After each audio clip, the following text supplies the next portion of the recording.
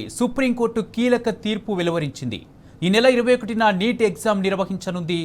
Computer ఆధారంగా exam నిర్వహించాలన్న petition supreme court కొట్టివేసింది. దీంతో పెన్ అండ్ పేపర్ విధానంలోనే నీట్ ఎగ్జామ్ నిర్వహించనున్నారు.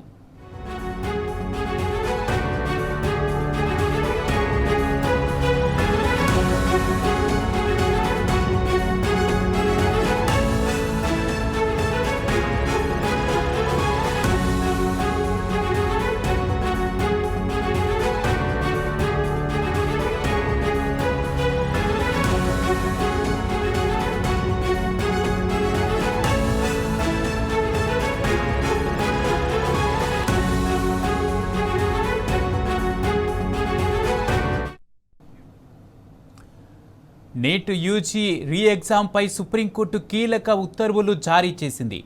ఈ పరీక్షను సిబిటి పద్ధతిలో నిర్వహించాలన్న పిటిషన్ను తిరస్కరించింది.